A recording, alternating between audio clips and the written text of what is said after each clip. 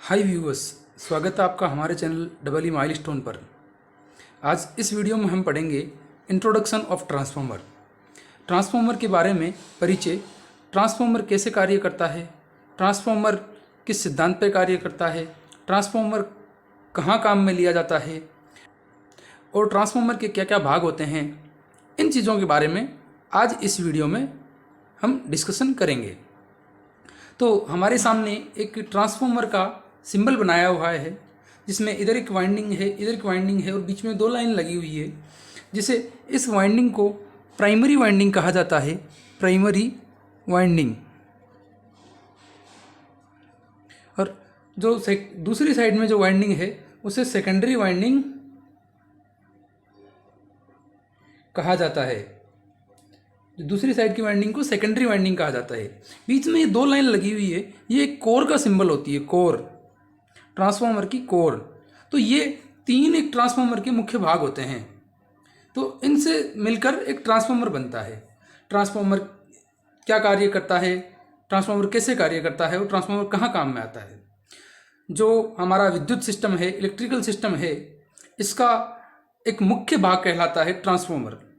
Transformer के बिना हमारे जो होल इलेक्ट्रिकल सिस्टम की कल्पना भी है, इमेजिनेशन भी है, वो भी असंभव सी प्रतीत होती है, बहुत ही मुश्किल प्रतीत होती है।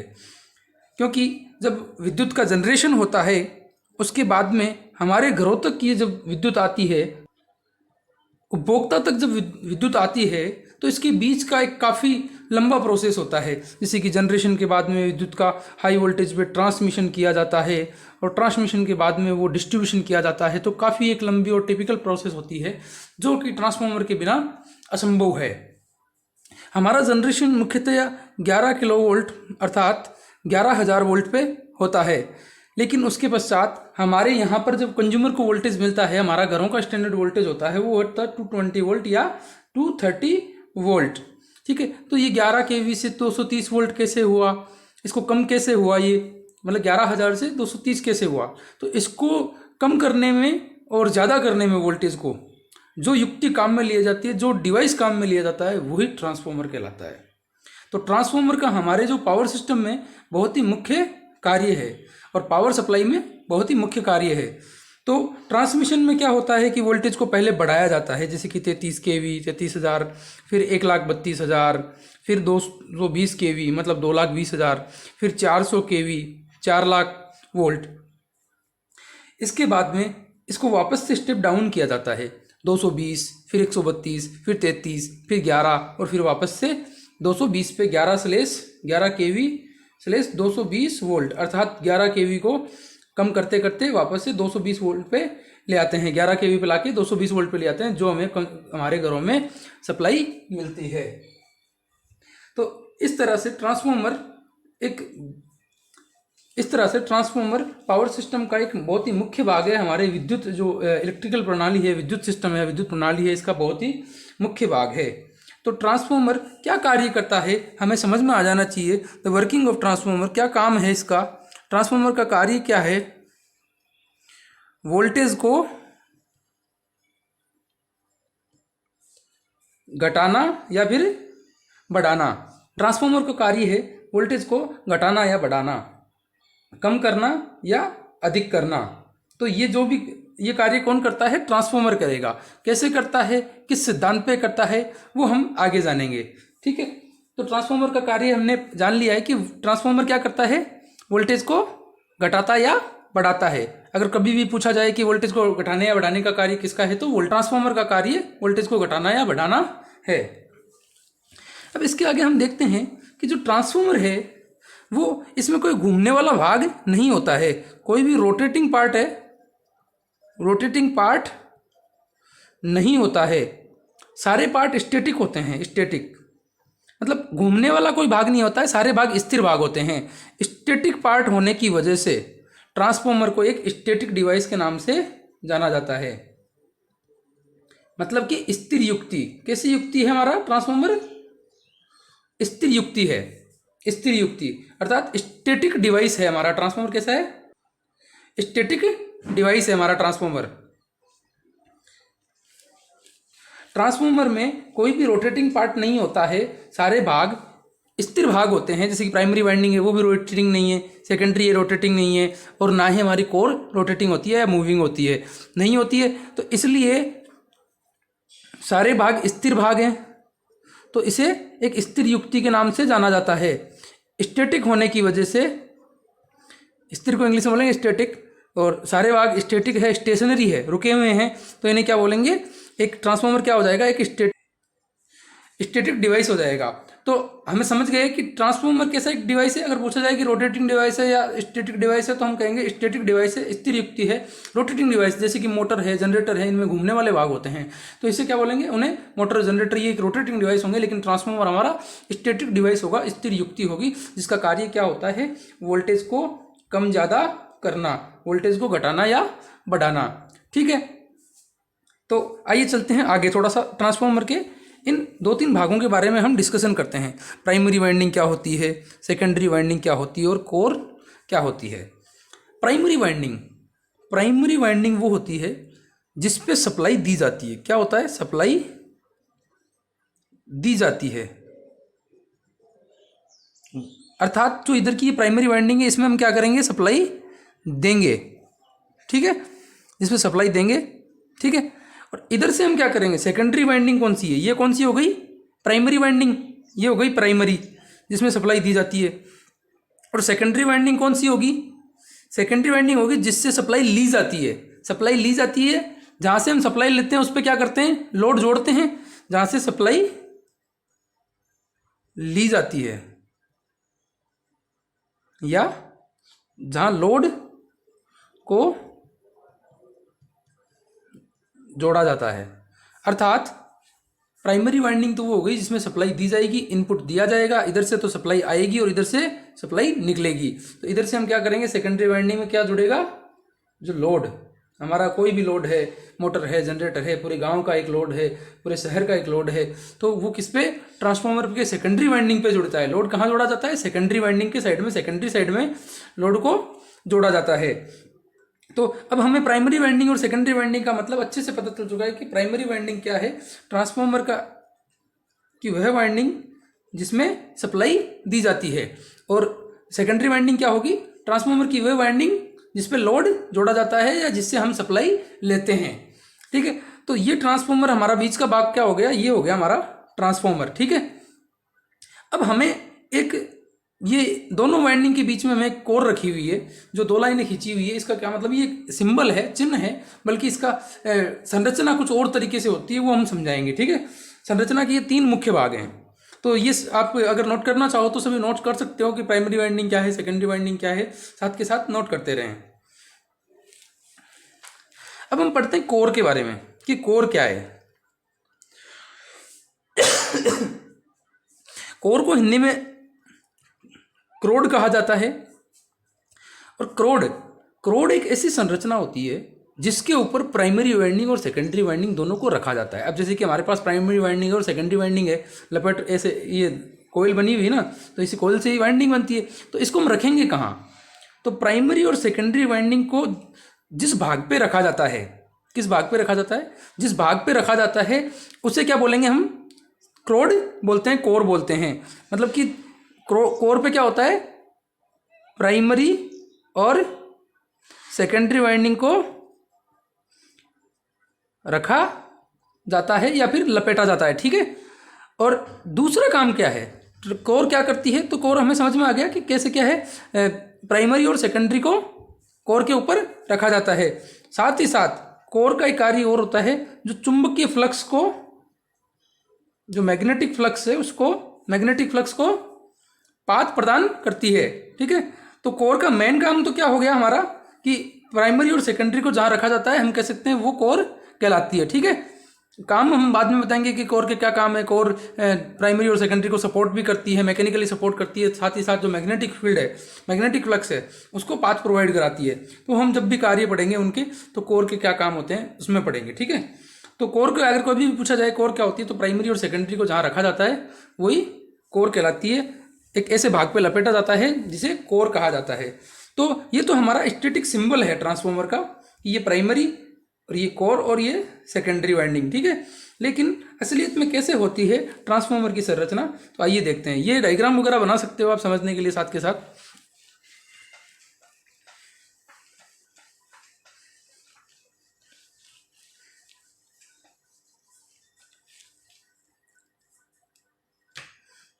देखो कुछ ऐसी होती है हमारे ट्रांसफार्मर की कोर। कोर भी अलग अलग प्रकार की होती है, जिसमें से ये कोर टाइप है। ठीक है, ये एक डब्बा सा हो गया है, ऐसे चौकोर डब्बा है। तो जिसके ऊपर हम क्या करेंगे, इस साइड में एक वाइंडिंग लपेटेंगे कि ये एक तार गया और यहाँ से गया, यहाँ से निकल के वापस से यहाँ आ गया। ठीक है, ये एक वाइंडिंग इस साइड में हमने लपेट रखी है और दूसरी वाइंडिंग हमने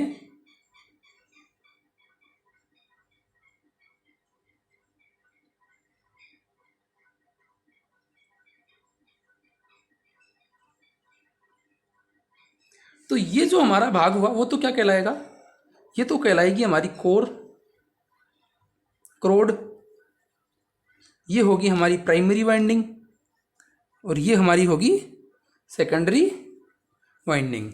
तो इस डायग्राम को देख के हम कह सकते हैं कि ये हमारी ट्रांसफार्मर की एक सामान्यतः साधारण संरचना जो होती है, ये संरचना किसकी है, ये ट्रांसफार्मर की संरचना है। ट्रांसफार्मर की ये जो स्ट्रक्चर है, ये किसका बना रखा है हमने, ट्रांसफार्मर का स्ट्रक्चर बनाया है सिंपल। और जो हमारा जो वो पहले हमने जो सिंबल बनाया था, ये वाला जो सिंबल था, ये हमारा ट्रांसफार्मर का विद्युतीय सिंबल था। ठीक है, इलेक्ट्रिकल सिंबल ऑफ ट्रांसफार्मर ऐसा। ठीक है तो आगे चलते हैं और देखते हैं कि ट्रांसफार्मर का कार्य सिद्धांत क्या है या वर्किंग प्रिंसिपल ऑफ ट्रांसफार्मर क्या है। तो हम देखते हैं वर्किंग प्रिंसिपल, ट्रांसफार्मर का वर्किंग प्रिंसिपल। तो कैसे काम करता है, कैसे सप्लाई आती है, कैसे ये वोल्टेज को कम ज़्यादा करता है, तो हम इस चीज़ को देखते हैं। तो सपोज दैट कि यहाँ पर हमने एक सप्लाई दी, ठीक है, एसी सप्लाई। हम बताएंगे कि ट्रांसफार्मर कौन सी सप्लाई पे कार्य करता है, कौन सी पे नहीं करता है। हमने एसी लगाई, एसी पे कार्य करता है। ट्रांसफार्मर डीसी पे कार्य नहीं करता है, इसको भी हम अच्छे से एक्सप्लेन करेंगे। ठीक है, तो अभी हम बढ़ते हैं कि जैसे कि यहाँ पे हमने एक सप्लाई दी और हम जानते हैं कि जब भी किसी दो टर्मिनल्स पे सप्लाई दी जाती है, जैसे कि वाइंडिंग के दो टर्मिनल थे, इन पे सप्लाई दी जाती है और एक क्लोज लूप बनता है। जब तक ओपन रहता है तो करंट का मान क्या होता है, जीरो होता है। लेकिन जब एक क्लोज लूप बन जाता है, मतलब पूरा बंद पाथ होता है, तो इसमें एक धारा का प्रवाह होने लगता है आई। अगर ये आई प्राइमरी साइड की है तो इसे हम आई पी नाम दे देंगे। ठीक है, प्राइमरी आई पी। और अगर सेकेंडरी में होता तो आई एस कर देते। ठीक है, तो यहाँ पर एक करंट का फ्लो होगा, प्राइमरी वाइंडिंग के अंदर एक करंट का फ्लो होगा, इस वाइंडिंग के अंदर भी एक करंट का प्रवाह होगा, धारा का प्रवाह होगा। धारा का प्रवाह होने के कारण हमारा प्राइमरी वाइंडिंग में एक चुंबकीय क्षेत्र, चुंबकीय फ्लक्स, मैग्नेटिक फील्ड उत्पन्न होगा। ठीक है, मैग्नेटिक फील्ड उत्पन्न होगा। ये हमने मैग्नेटिक फील्ड बना रहे हैं इसका।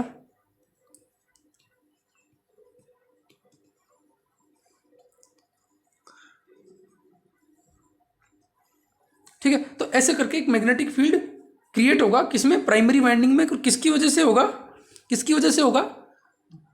इसे करंट की वजह से। हमें कहा जाता है कि जैसे कि एक लोहे का टुकड़ा लिया, इसके ऊपर एक तार लपेटा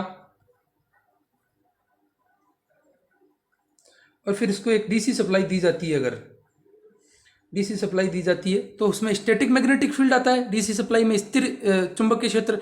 और जो एसी सप्लाई है उसमें अल्टरनेटिंग मैग्नेटिक फील्ड होता है। और तो देखिए इसमें क्या होता है कि जब भी किसी तार के अंदर जब धारा का प्रवाह होता है, तो जब सप्लाई दी जाती है, वोल्टेज सप्लाई दी जाती है, तो उसके कारण क्या होता है, धारा का प्रवाह होता है। और धारा के प्रवाह के कारण तार के चारों ओर एक चुंबकीय क्षेत्र उत्पन्न होता है। तो वही ऐसा ही हमारे यहाँ पर हुआ है, उसी के कारण कि जब हमने यहाँ पे सप्लाई दी तो एक धारा का प्रवाह हुआ। और जब भी किसी तार के अंदर धारा का प्रवाह होता है तो तार के चारों तरफ एक चुंबकीय क्षेत्र उत्पन्न होता है, मैग्नेटिक फील्ड प्रोड्यूस होता है। ओके, तो इससे क्या होगा, ये जो मैग्नेटिक फील्ड है, ये जो चुंबकीय क्षेत्र उत्पन्न हुआ है फाई, ये क्या करेगा, ये चुंबकीय क्षेत्र क्या कहलाता है, फाई क्या होता है, चुंबकीय क्षेत्र, मैग्नेटिक फील्ड। ये मैग्नेटिक फील्ड सेकेंडरी से क्या होगा, लिंक होगा, ये सेकेंडरी को कट करेगा, ये सेकेंडरी से लिंक होगा। अब हमने सप्लाई कौन सी दी थी, एसी सप्लाई दी थी। तो एसी सप्लाई में क्या होता है कि जैसे कि हमने ये एसी सप्लाई का सिंबल जानते हैं कि ऐसे होता है कि धारा का मान कम और ज़्यादा होता है, ठीक है, ऐसा इसे ही क्या कहते हैं, एसी सप्लाई कहते हैं। और साथ ही साथ धारा की दिशा भी बदलती रहती है।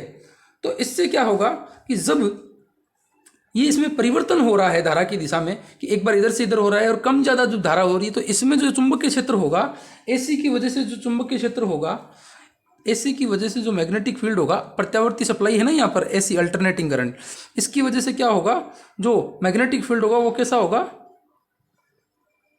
अल्टरनेटिंग मैग्नेटिक फील्ड होगा, ठीक है, अल्टरनेटिंग मैग्नेटिक फील्ड। तो इससे क्या होगा कि फैराडे का नियम क्या कहता है, फैराडे का लॉ कहता है कि जब किसी चालक तार को चुंबकीय क्षेत्र में रखकर, ये चुंबकीय क्षेत्र आ गया, ये सेकेंडरी वाइंडिंग चालक तार है, कंडक्टर है, चुंबकीय क्षेत्र में रखकर अगर चालक या चुंबकीय क्षेत्र दोनों में से किसी एक को घुमाया जाए तो चालक के सिरों पर एक ईएमएफ उत्पन्न होता है, वोल्टेज उत्पन्न होता है। तो हमें यहाँ पर देखो, सेकेंडरी वाइंडिंग चालक तार है, जो कंडक्टर है वो तो उसको तो हम घुमा नहीं सकते, स्टैटिक है। तो हमारा क्या होता है कि ये हमारा जो चुंबकीय क्षेत्र है ये बदलता हुआ होता है, किसकी वजह से, एसी सप्लाई की वजह से। अगर यहाँ पे डीसी सप्लाई होती तो चुंबकीय क्षेत्र क्या होता, स्थिर होता, ये भी स्थिर होता और ये भी स्थिर होती सेकेंडरी वाइंडिंग। तो दोनों स्थिर होने की वजह से जो फ्लक्स का है प्रतिच्छेदन नहीं होगा, कट नहीं करेगा फ्लक्स को, दोनों ही स्थिर हैं। अगर जैसे कि तलवार भी स्थिर है और हमारा जैसे कि चाकू है, चाकू भी स्थिर है, और साथ ही साथ में हमारा जो प्याज है वो भी स्थिर है। अगर दोनों स्थिर हैं तो क्या प्याज कट पाएगा, कभी नहीं। लेकिन अगर मैं प्याज को चाकू के ऊपर गिराऊं या फिर चाकू को प्याज से काटूं तो प्याज कटेगा। दोनों में से किसी की एक को मूविंग होना बहुत जरूरी है, रेस्पेक्टिव में गति होना बहुत जरूरी है। अगर मान लो दोनों एक सेम स्पीड से जा रहे हैं, चाकू भी इसी स्पीड से जा रहा है, उसी स्पीड से एक हमारा जो प्याज है उस साइड में जा रहा है, तो क्या कभी प्याज कट पाएगा, नहीं, ठीक है। तो इस हिसाब से दोनों के बीच में एक सापेक्ष गति होनी चाहिए। तो उससे क्या होगा, हमारा जो मैग्नेटिक फ्लक्स है वो कट होगा, और मैग्नेटिक फ्लक्स कट होने की वजह से सेकेंडरी के टर्मिनल्स पे एक ईएमएफ प्रोड्यूस होगा। तो हम कह सकते हैं कि फैराडे के नियमानुसार, माइकल फैराडे था, उनके नियमानुसार जब ट्रांसफार्मर की प्राइमरी वाइंडिंग पर, जब ट्रांसफार्मर की प्राइमरी वाइंडिंग पर एसी सप्लाई दी जाती है, प्राइमरी वाइंडिंग पर अल्टरनेटिंग करंट सप्लाई दी जाती है, तो ट्रांसफार्मर की प्राइमरी वाइंडिंग में करंट फ्लो होता है, जिसके कारण एक चुंबकीय क्षेत्र उत्पन्न होता है।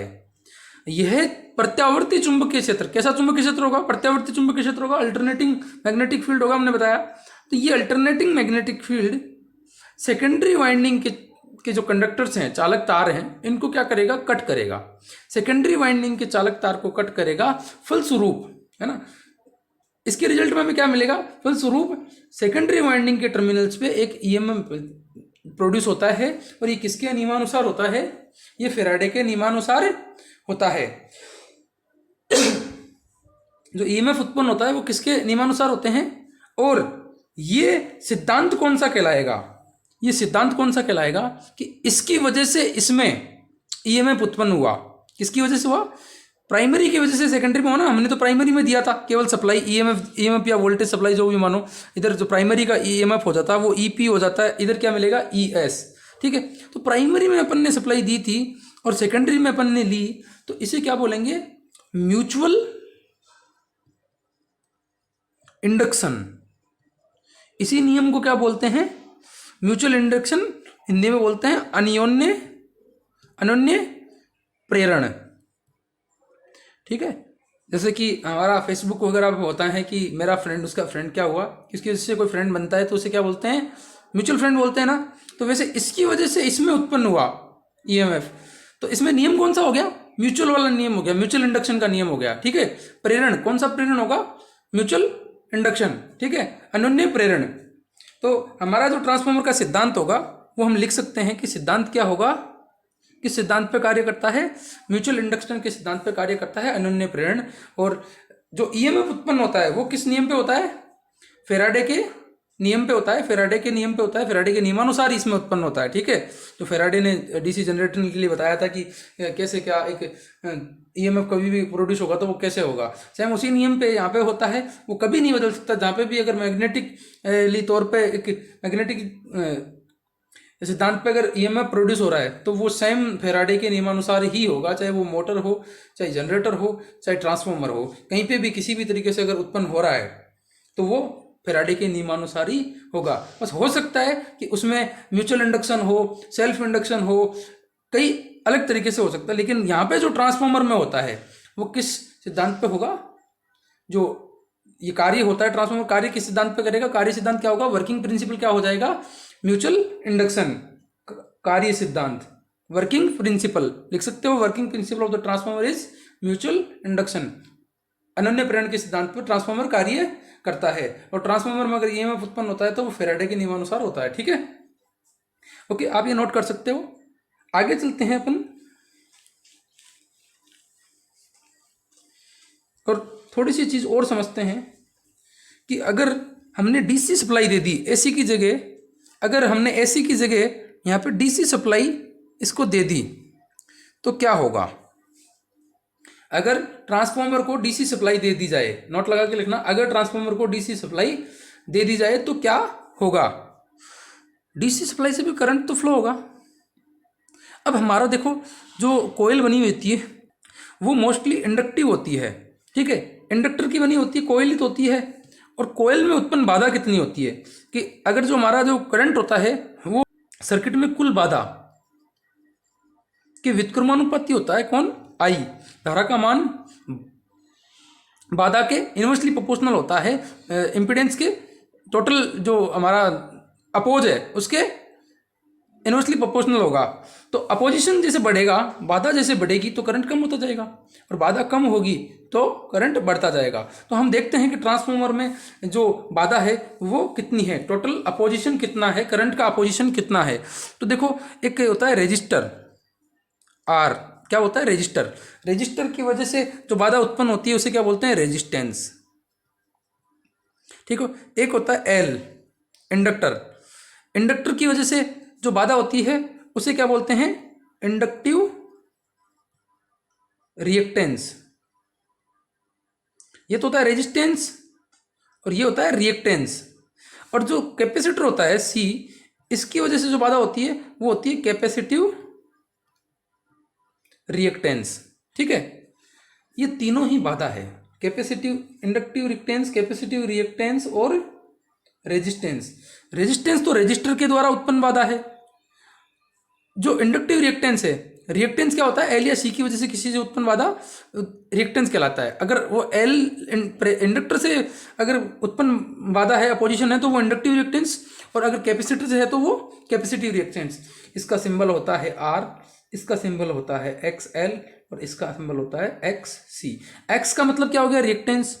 एल का मतलब हो गया एल के द्वारा, एक्स का मतलब रिएक्टेंस, और सी का मतलब हो गया सी के द्वारा। रिएक्टेंस किसके द्वारा? एल के द्वारा इंडक्टिव हो गया, और सी के द्वारा कैपेसिटिव हो गया। ठीक है, कैपेसिटर के द्वारा कैपेसिटिव और इंडक्टर के द्वारा इंडक्टिव रिएक्टेंस। ठीक है, तो ये हमारा तीनों ही क्या है? आर भी क्या है, एक्सएल भी क्या है, और एक्ससी भी क्या है? ये तीनों ही करंट का अपोजिशन है। क्या है? करंट का अपोजिशन है, धारा के मार्ग में बाधा है। ठीक है, हमारा जो कोयल है, जो ट्रांसफॉर्मर की वाइंडिंग है, वो कैसी होती है? वो इंडक्टिव होती है। कैसी होती है? इंडक्टिव होती है, इस प्रकार से बनी हुई होती है ये एल। ठीक है, तो इंडक्टिव रिएक्टेंस एक्सएल होता है, जो बाधा होती है धारा के मार्ग में। हमें बाधा का मान, इसमें धारा का मान देखेंगे एक बार क्या होगा, उसकी वजह से हम सिद्ध करेंगे। तो एक्सएल बराबर क्या होता है? Omega L. ओमेगा का मान होता है 2 पाई एफ। ओमेगा बराबर होता है 2 पाई एफ। तो हमारा एक्सएल बराबर हो जाएगा 2 पाई एफ, ओमेगा की जगह और एल की जगह एल। ठीक है, तो इसमें अगर डीसी में फ्रीक्वेंसी कितनी होती है? डीसी में फ्रीक्वेंसी होती है 0। क्या कभी भी दिशा, धारा की दिशा नहीं बदलती है, तो 0 फ्रीक्वेंसी हो जाएगी। तो एक्सएल बराबर क्या हो जाएगा? ये यहाँ पे देखिए, एक्सएल बराबर 2 पाई एफ एल है। 2 की जगह 2, पाई की जगह पाई, एफ की जगह 0 और एल की जगह एल का मान। ठीक है, पाई की जगह 22/7, एल कितना भी इसका जो हमारा जो कोयल है ट्रांसफार्मर की वाइंडिंग है, इसका जो इंडक्टेंस है उसका मान। लेकिन किसी को भी 0 से गुणा करने पर वो पूरा पद क्या हो जाएगा, 0 हो जाएगा। ये पूरा पद 0 से गुणा में आ गया ना मल्टीप्लिकेशन में, तो एक्सएल बराबर क्या हो जाएगा, आइडियल स्थिति में, आइडियल कंडीशन में एक्सएल बराबर क्या हो जाएगा, 0। और हमारा जो ट्रांसफॉर्मर है ना, तो उस कंडीशन में, प्रैक्टिकल कंडीशन में क्या होगा, मिनिमम। ठीक है, बाधा का मान क्या हो गया, 0 आइडियल में, और हमारी जो प्रैक्टिकल कंडीशन में क्या होगा, मिनिमम। बाधा जो धारा मैंने बताई थी अभी, जो धारा होती है वो बाधा की क्या होती है, व्युत्क्रमानुपाती होती है, अपोजिशन के व्युत्क्रमानुपाती होती है। अब बाधा कम से कम है, 0 है, मिनिमम है, तो करंट क्या होगा, अधिक से अधिक। बाधा कम से कम, करंट अधिक से अधिक। तो आइए समझते हैं, इसको नोट कर सकते हो आप। इंडक्टिव रिएक्टेंस क्या होता है, XL is equal to omega L होता है, और ओमेगा का मान होता है 2πf। यहाँ से नोट कर सकते हो 2πf एल हो जाएगा। और डीसी में क्या होता है, फ्रीक्वेंसी। डीसी में फ्रीक्वेंसी क्या होती है, डीसी में फ्रीक्वेंसी होती है 0। तो हमने यहाँ पे 0 रखा, क्योंकि डीसी सप्लाई दी ना हमने अभी, तो 0 रखा। और 0 रखने से एक्सएल बराबर 0, और फिर आइडियल कंडीशन में 0, और हमारी प्रैक्टिकल कंडीशन में क्या होगा, मिनिमम। ठीक है, तो इससे क्या होता है, देखो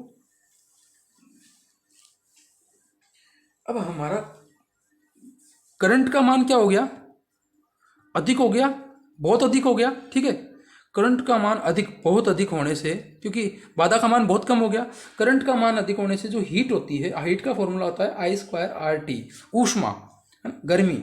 ठीक है, अगर I का मान बढ़ेगा तो हीट जो बढ़ेगी उसके स्क्वायर में बढ़ेगी।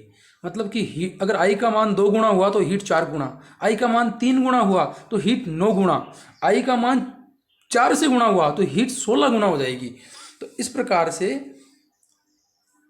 I का मान बहुत अधिक बढ़ने से हीट का मान बहुत बहुत अधिक बढ़ जाएगा, और हीट का मान बढ़ने से ट्रांसफार्मर की प्राइमरी जो वाइंडिंग है वो जल जाएगी।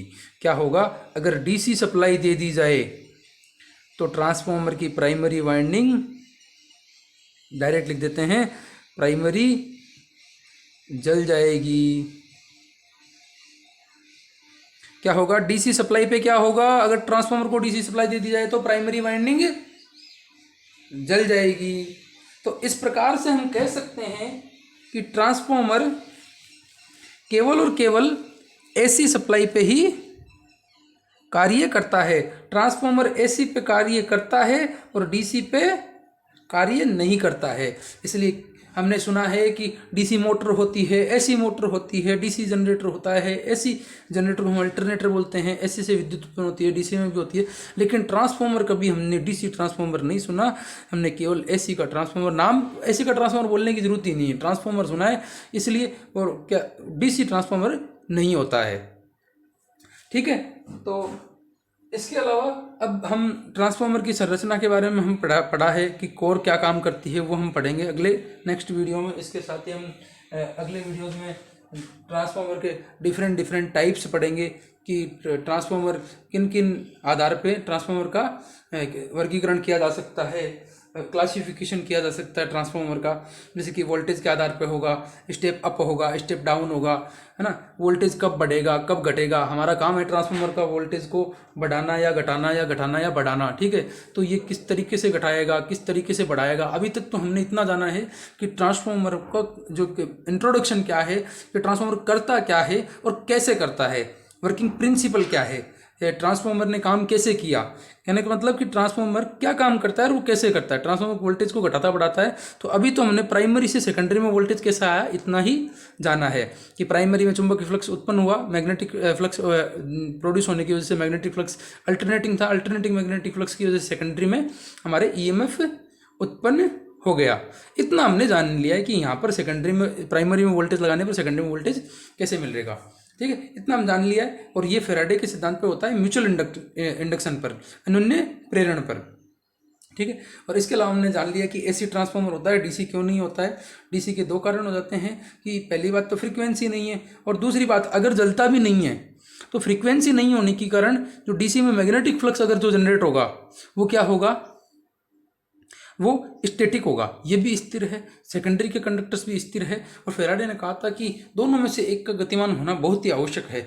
एक रिस्पेक्टिवली इस जो मोशन है, रिस्पेक्टिव मोशन है, वो बहुत ज़रूरी है ईएमएफ प्रोड्यूस होने के लिए। अगर दोनों स्टैटिक हैं, दोनों स्थिर हैं, तो सेकेंडरी में तो वोल्टेज वैसे भी उत्पन्न नहीं होगा अगर डीसी लगा भी दी जाए और जले नहीं तो भी। लेकिन हमें पता है कि डीसी की वजह से ट्रांसफार्मर की प्राइमरी वाइंडिंग जल जाएगी। और हम ये भी साथ में कहेंगे कि कभी भी किसी भी स्थिति में डीसी सप्लाई देने पर सेकेंडरी में वोल्टेज उत्पन्न नहीं होगा। ठीक है, तो आज के लेक्चर के लिए बहुत बहुत धन्यवाद और मिलते हैं अगले लेक्चर में। For more videos subscribe this channel and thanks for watching. Have a nice time.